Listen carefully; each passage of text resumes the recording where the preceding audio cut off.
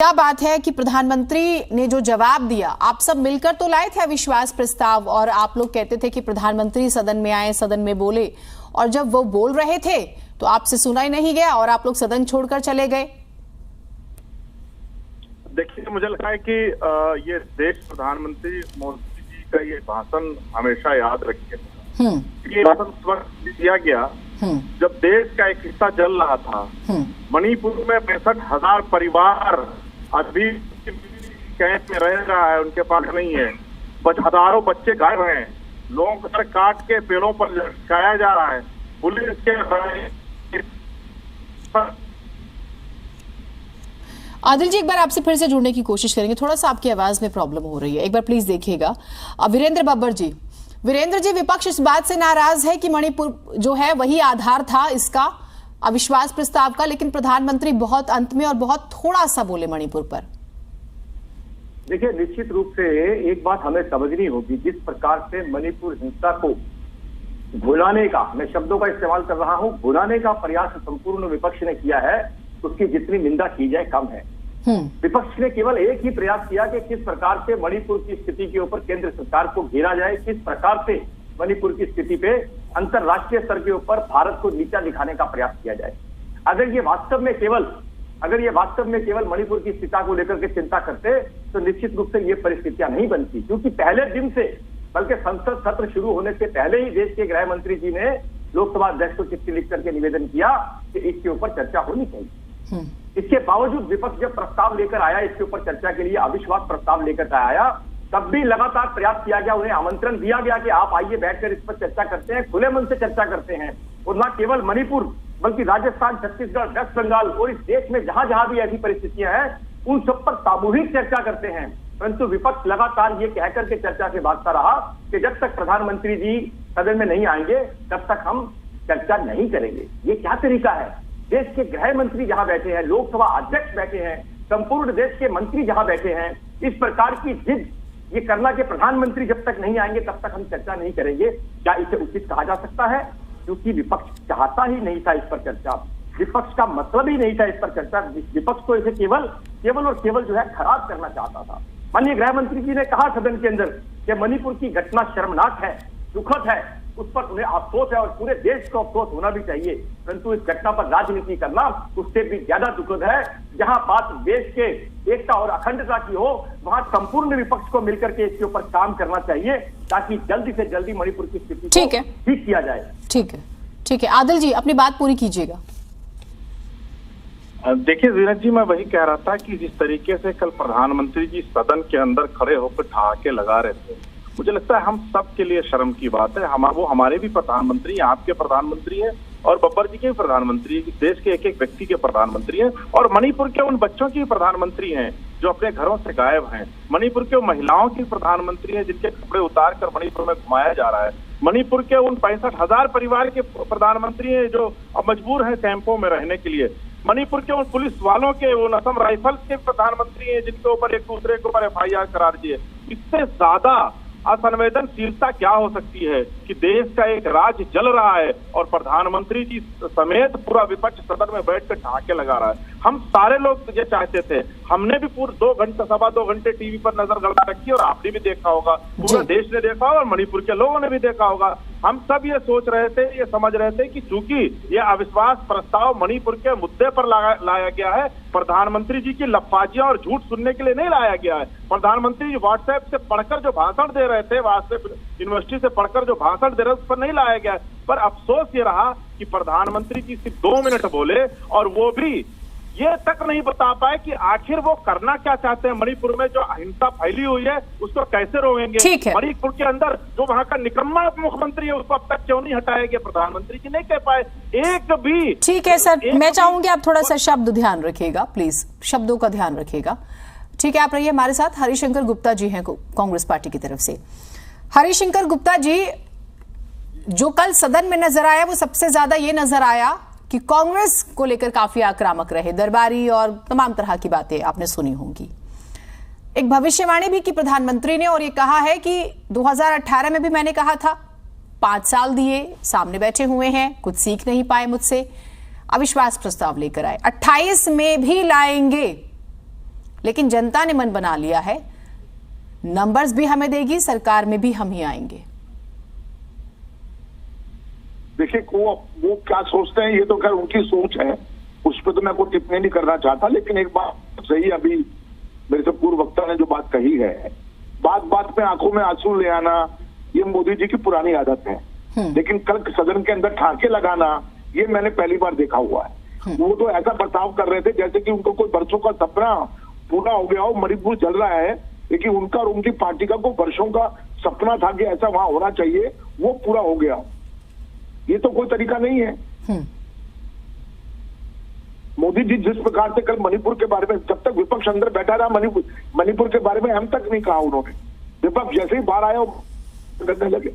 और राहुल गांधी जब थे, जब राहुल गांधी बोल रहे थे तब मोदी जी क्यों नहीं आके बैठे? अधीर रंजन चौधरी जब बोलने लगे तब सदन में बैठे। ये सब क्या बताता है? ये बताता है कि मन में कहीं काला है, उनको दुविधा है, मणिपुर को फेस नहीं कर पा रहे हैं। और जो भी वो ये बात बोल रहे हैं, जो आदमी आत्मविश्वासी होता है, जिसको पता होता है कि मैंने अच्छा कार्य किया है और मुझे अच्छे रिजल्ट मिलेंगे, वो कभी भी सदन में इस प्रकार से बयानबाजी नहीं करता कि हम 28 में भी आएंगे, 24-25 में भी आएंगे, हमारे इतने नंबर आएंगे। वो तो अमित शाह बोलते ही हर स्टेट के इलेक्शन से पहले जाके कि 250 का फिगर है, 300 का फिगर है। केजरीवाल भी ऐसा ही बोलते हैं कि दिल्ली में इतने नंबर हमारे आएंगे। तो ये बातों से लोगों का पेट भरने वाला नहीं है। देश के सामने ये पूरी तरह से एक्सपोज हो गए, लोग समझ चुके हैं इनको, इनकी चाल चरित्र चेहरा लोग समझ चुके हैं। और आने वाले समय के अंदर अगर देश की जनता इनको मौका देती है तो अपने को खतरे में डालने का काम करती है।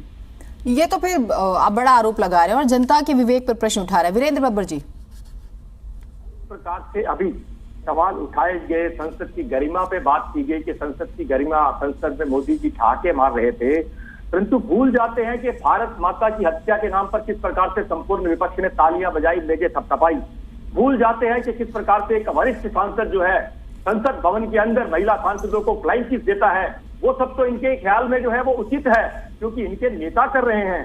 जिस प्रकार से केजरीवाल जी ने कहा था कि दिल्ली सेवा बिल जो है वो सेमीफाइनल है और संसद का अविश्वास प्रस्ताव जो है वो फाइनल होगा, और वो दोनों के परिणाम आपने देख लिए। और ये कह रहे थे कि संसद में इस प्रकार से कौन बात करता है, इसमें लैक ऑफ कॉन्फिडेंस नहीं, ये कॉन्फिडेंस है, ये विश्वास है। जो काम हमने किए, जिस प्रकार से देश की जनता को हम सेटिस्फाइड करने का प्रयास कर रहे हैं, तो ये बात कर रहे थे। मोदी जी को जब बुलाया संसद के अंदर, मोदी जी बोल रहे हैं, देश के प्रधानमंत्री को आप सुनना चाहते थे, देश के प्रधानमंत्री बोल रहे हैं और आप जो है संसद छोड़ करके भाग गए, क्योंकि सुनने की क्षमता नहीं थी। मोदी जी जो देश को वास्तविकता बता रहे थे वो पच नहीं रही थी। किस प्रकार से आपने देखा, ये तो ध्यान में आता है कि मोदी जी संसद में थे या नहीं थे, परंतु ये ध्यान में नहीं आता कि संपूर्ण विपक्ष जब चर्चा की बात करता है, उस चर्चा के अंदर जब राहुल गांधी जी अपनी बात रख देते हैं और बात रखने के बाद वहां से संसद भवन छोड़कर चले जाते हैं। अरे भाई, भाषण देने आए हो क्या? चर्चा करने आए हो? चर्चा का मतलब है अपनी कहो, सामने वाले की सुनो, केवल अपनी कही और कह करके निकल लिए। ये कैसी चर्चा?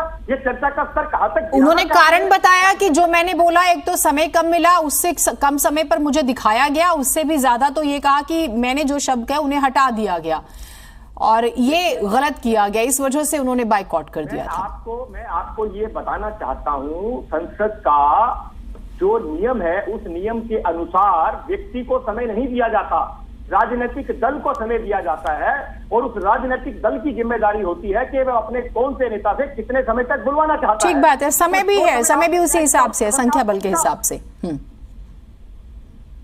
ठीक है, एक आपकी बात पूरी हुई? आप कुछ कह रहे थे? आप? हाँ, मैं ये कह रही थी कि उसमें फिर संख्या बल भी देखा जाता है। हाँ, तो उसी के अनुसार तो समय दिया गया ना जी, तो समय दिया। कल भी आपने देखा किस प्रकार से अधीर रंजन चौधरी के विषय के ऊपर इन लोगों ने जो है शोर मचाना शुरू कर दिया कि हमारा समय कम कर दिया, हमारा समय कम कर दिया। भाई, जितना समय इनको दिया गया था, ये ऐसा नहीं है कि पहली बार कुछ ऐसा हुआ है। जब से संसद भवन बना है, जब से संसद बनी है, जो नियम बने हैं उन नियम को लगातार जो है पालन किया जा रहा है। चाहे भारतीय जनता पार्टी विपक्ष में रही हो, चाहे पक्ष में रही हो, हमने सदा से इन नियमों का सम्मान किया है। ठीक है, ठीक है। आदिल खान जी, अब प्रधानमंत्री ने न सिर्फ कांग्रेस पार्टी पर कुछ प्रश्न उठाए, उन्होंने एक और प्रश्न उठाया था कि आप इकट्ठे तो हुए, लेकिन वो मुख्यमंत्री को टारगेट करते हुए नजर आए और उन्होंने कुछ प्रश्न उठाए और भ्रष्ट जैसे शब्द का भी जिक्र किया था। अब आप बताइए कि आप लोगों का ये इंडिया गठबंधन, इसके फ्यूचर पर प्रश्न चिन्ह लगाया। दूसरा ये कि दिल्ली की 7 सीटों को लेकर आप कितने आश्वस्त हैं अब, क्योंकि प्रधानमंत्री तो भविष्यवाणी कर चुके हैं कि 24 उन्हीं का है, 28 में आप आएंगे लेकिन सामने बैठने के लिए आएंगे। देखिए मुझे लगता है कि प्रधानमंत्री जी जब भ्रष्टाचार पर बोलते हैं तो अपने आप में एक हास्यास्पद बात होती है। अभी देखिए परसों सीएजी की एक रिपोर्ट आई है और प्रधानमंत्री जी के नाम से एक आयुष्मान भारत स्कीम चल रही है इस देश के अंदर।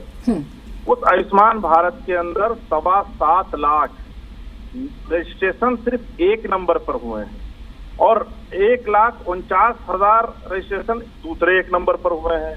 इसी तरीके से कई हजार रजिस्ट्रेशन एक एक नंबर पर हुए हैं। एक एक परिवार में 200 सदस्य दिखाए गए हैं।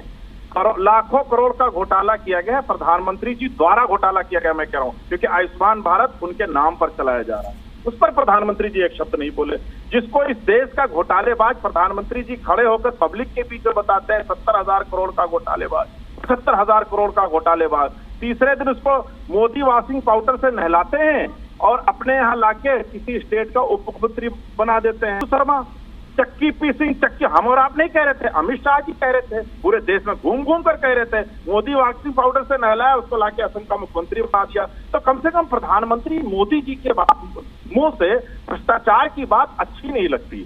दूसरी चीज, इन्होंने परिवार पर बात की। अरे भाई, कल्याण सिंह जी का परिवार कब भारत छोड़ के जाएगा बताइए? राजनाथ सिंह का परिवार कब भारत छोड़ के जाएगा बताइए? गोपीनाथ मुंडे जी का परिवार कब भारत छोड़ के जाएगा बताइए? आप बताइए कि अमित शाह जी, जिनके बेटे को, जय शाह को बल्ला पकड़ने की तमीज नहीं है, आपने क्रिकेट बोर्ड का सबसे बड़ा पद उसको दे दिया, वो लोग भारत कब छोड़ कर जाएंगे ये बताइए? ये तुष्टीकरण की बात करते हैं।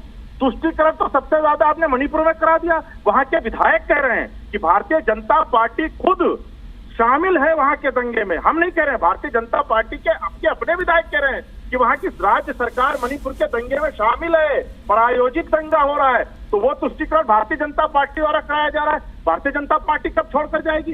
जिन लोगों ने, देखिए, भारतीय जनता पार्टी के संस्थापक श्यामा प्रसाद मुखर्जी ने जब इस देश के अंदर क्विट इंडिया चलाया जा रहा, गांधी जी के नेतृत्व में भारत छोड़ो आंदोलन चलाया जा रहा था, तो श्यामा प्रसाद मुखर्जी ने वहां के पश्चिम बंगाल के गवर्नर को चिट्ठी लिखकर कहा था कि इस आंदोलन को कुचला जाए, उसके तरीके बताए थे। तो ये लोग जो अंग्रेजों की दलाली करते थे वो आज भारत छोड़ो की बात कर रहे हैं, इनको शर्म नहीं आती। रही बात दिल्ली की और इंडिया गठबंधन की, देखिए कल मोदी जी जिस तरीके से घबराए हुए थे, उनके चेहरे पर तनाव, 44 बार उन्होंने कांग्रेस पार्टी का नाम ले लिया अपने भाषण में, पता नहीं कितनी बार नेहरू का नाम ले लिया, तमाम विपक्षी दलों का एक। अरे आप अगर इतने मजबूत हैं तो आपको विपक्ष के गठबंधन पर अटैक करने की क्या? सर देखिए आदिल जी, आप लोग जो भी बातें कहें, आप लोग अपने हक में, अपने पक्ष में जो भी दलीलें रखें, लेकिन एक चीज जो निकल कर आई वो ये कि विपक्ष का कोई भी नेता काउंटर तो नहीं कर पाया ना स्ट्रांगली। ये भी तो एक स्थिति नजर आई ना। इतने मुद्दे हैं, आप मुद्दे जो यहां पर गिना रहे हैं वही तो संसद में भी रखे जाने थे ना। अब तो एक तरह से हम देख के चल सकते हैं कि चुनावी शंखनाद हो चुका है। तो वीरेंद्र बब्बर जी, आप एक बात बताइएगा, आप लोग सिर्फ 24 के लिए आश्वस्त हैं, फिर दिल्ली में 25 के लिए भी आश्वस्त हैं? आश्वस्त होने की जो बात है, मैं उससे पहले एक बात कहना चाहता हूं। पूरी दुनिया ने, पूरे देश ने कल देख लिया कि इंडिया ने I.N.D.I.I को नकार दिया है। ये भ्रष्टाचार की किस प्रकार से इनको महसूस हो रहा था? मोदी जी संसद में बैठे हैं, टीवी पर बोल रहे हैं और इनको महसूस हो रहा है कि मोदी जी तनाव में है। आदि कह रहे हैं मोदी जी ठाके लगा रहे हैं, आदि कह रहे हैं मोदी जी तनाव में है। तनाव में तो दरअसल ये लोग हैं, ये घोटालों की बात करते हैं, परिवहन घोटाला, राशन घोटाला, शराब घोटाला, शीश महल घोटाला, वक्फ बोर्ड घोटाला, पैनिक बटन घोटाला, मुख्य सचिव को अपने घर बुला के मारने का काम, देर रात को दिल्ली के चीफ विजिलेंस ऑफिसर के दरवाजे तोड़ करके उसमें से जरूरी फाइलों को गायब करने का काम। ये दिखाता है डर किसको है, ये दिखाता है परेशान कौन है। 2 पूर्व मंत्री जेल में है, 2 पूर्व मंत्री बेल में है, ना जाने कितने विधायक बेल पे हैं। ईमानदारी की बात करने वाले, राजनीति को बदलने की बात करने वाले, दिल्ली को पानी के लिए तरसाने वाले, अपने घर में स्विमिंग पूल बनाने वाले, 52 करोड़ रुपया दिल्ली के टैक्स पेयर के पैसे से अपना शीश महल बनाने वाले, जब इस प्रकार की बातें करते हैं तो दिल्ली और देश की जनता अचंभित होती है। ठीक है। आज दिल्ली, अब बात करते हैं मोदी जी की, बात करते हैं तुष्टीकरण की। अरे तुष्टीकरण किसने किया?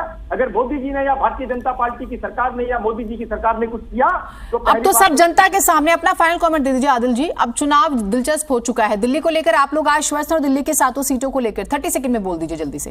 देखिए, निश्चित तौर पर आम आदमी पार्टी ने दिल्ली के अंदर बहुत सारे काम किए हैं। पूरे देश में जहां महंगाई त्राहिमाम की स्थिति में है, वहां आदरणीय अरविंद केजरीवाल जी की सरकार ने दिल्ली के अंदर, चाहे वो शिक्षा की बात हो, चाहे स्वास्थ्य की बात हो, मुफ्त इलाज की बात हो, महिलाओं की बस यात्रा की बात हो, बुजुर्गों की तीर्थ यात्रा की बात हो, सबको मतलब आज अगर पूरे देश में कहीं सबसे कम महंगाई है दिल्ली के अंदर है। तो निश्चित तौर पर दिल्ली के अंदर हमने 4 चुनाव जीते हैं और निश्चित तौर पर 2024 में भारतीय जनता पार्टी दिल्ली से साफ होने जा रही है, क्योंकि भारतीय जनता पार्टी ने दिल्ली के लोगों के पीठ में पूरा ठीक है। अब हम ये देख रहे हैं कि आरोप प्रत्यारोप बहुत ज्यादा बढ़ चुके हैं। बहुत शुक्रिया आप सभी का, आप लोग जुड़े। और महत्वपूर्ण यह है कि अब आपको तनाव भी सुनाई देगा, ठहाके भी सुनाई देंगे, आरोप प्रत्यारोप भी सुनाई देंगे। चुनाव आ गए हैं, याद रखिएगा।